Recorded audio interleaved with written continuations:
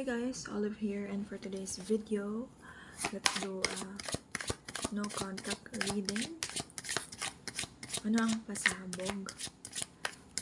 Or may chance pa bang kumontak to, gumalaw-galaw? Despite sa katagalan ng no contact ninyo ng person mo, or should I say ng ex mo? Whether boyfriend, situationship, girlfriend, or ayan,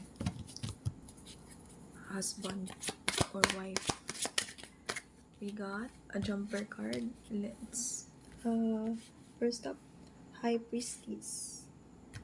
We got High Priestess. Okay, but before we proceed, I would like to say thank you so much sa mga bagong followers, subscribers ng ating TikTok accounts, YouTube accounts. Thank you, guys. We have Justice card. The Empress. Oh.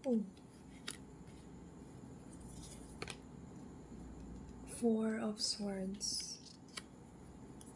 And Queen of Cups. I can see here from this 5 cards first, pinagsabay kayo ng person mo. And for some of you, nagkaroon din ng third party cheating issues, kumbaga.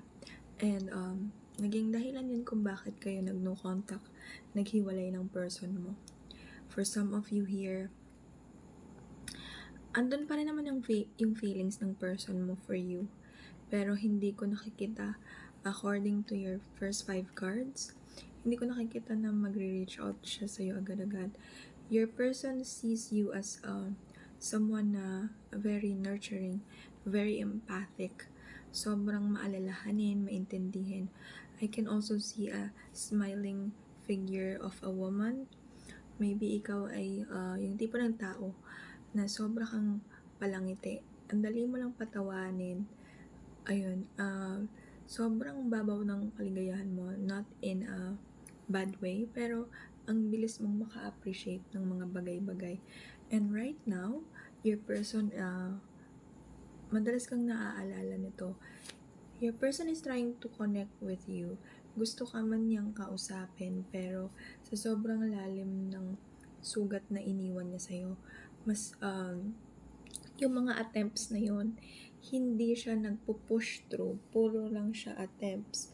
Puro lang siya isip about it. Pero right now, hindi ko nakikita na nagkakaroon siya ng initiation or action towards it. And yeah, let's add more cards. No contact situation for all zodiac sign ito. Let's see what's the other messages for you. We got the Lovers.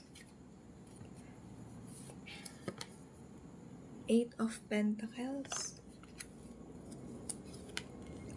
5 of Swords. For some of you, this is an LDR situation or long distance kayo ng person. Maring hindi man ganun kalayo, pero hindi kayo madalas magkasama physical. Ace of Cups. And the Hierophant. This person, nakitaan ka niya as someone na very stable yung aura. I heard income. Ikaw din yung tipo ng taong very maabilidad. I can also see here, malaki ang naging part ng friends mo or ng friends ng person mo para magkaroon ng gap yung relationship ninyo. Naging dishonest yung person mo when it comes to his or her thoughts. Pero alam mo yung doon niya na napagtanto yung emotions niya sa'yo when you finally just be yourself alam mo yung may nararamdaman ka pa sa kanya, hindi mo pinagkakaila yun. Sobrang mahal mo pa rin yung person mo, pero tinigil mo na lang maging vocal about it, hinayaan mo siya. Maybe for some of you, you're stalking your person pa din, or is it the other way around? I can see a stalking aura here. Your person is stalking you. This is your person's aura.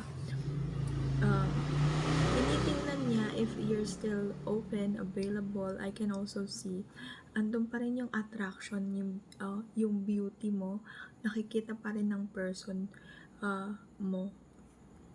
And right now, kahit na sobrang nasa hardworking era yung person mo, naiisip niya yung nagawa niyang pagkakamali sa'yo.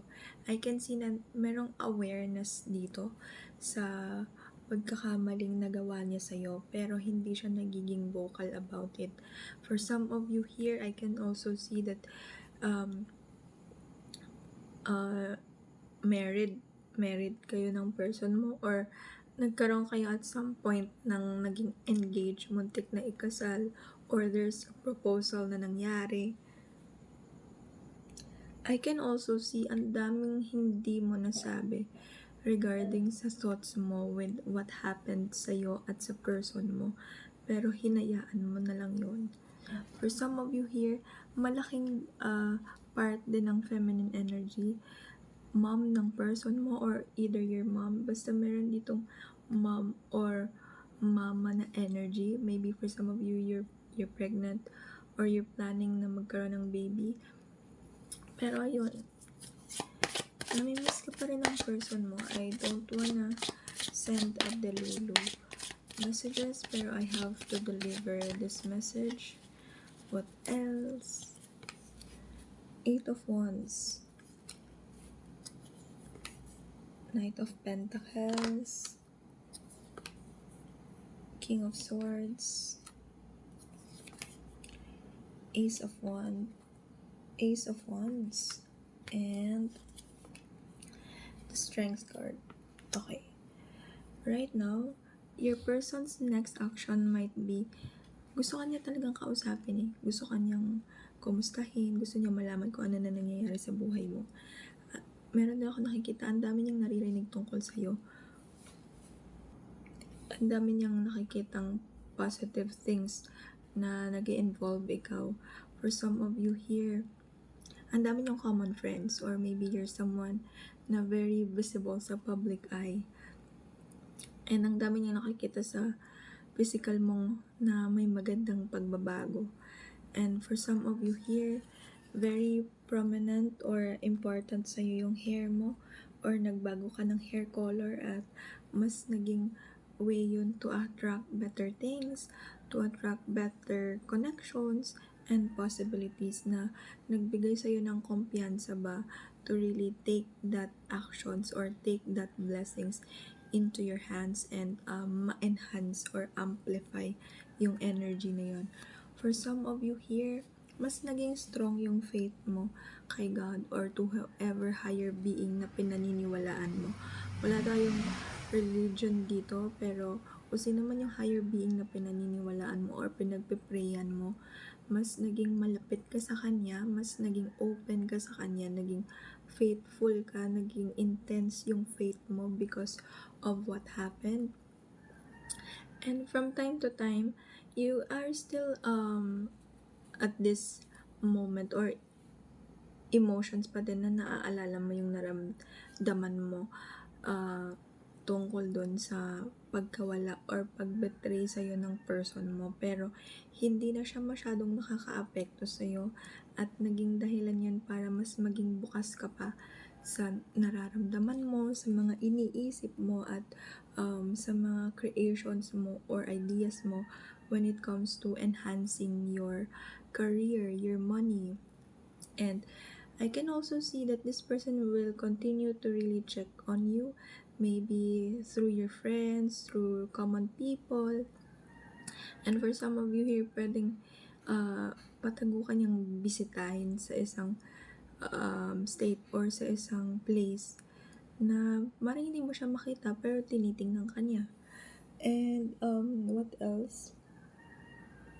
I can also see here that for some of you, although ayun nga, medyo nagkakaroon ka ng pakiramdam na parang gusto mo siyang antayin, pero at some point ayaw mong ipako yung energy mo dun sa thought na baka puwede pa or baka magbago pa. And mas pinapagana mo yung logical thinking mo, mas pinapagana mo yung realistic side mo.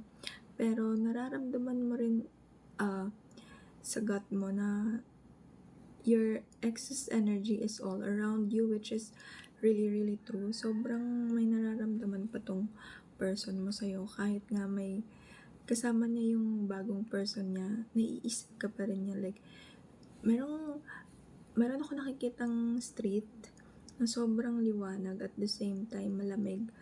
So, kung mahilig sa labas ang person mo, mahilig lumabas ang person mo, or ikaw yun, madalas ka niya naaalala sa mga ganong bagay or ganong lugar.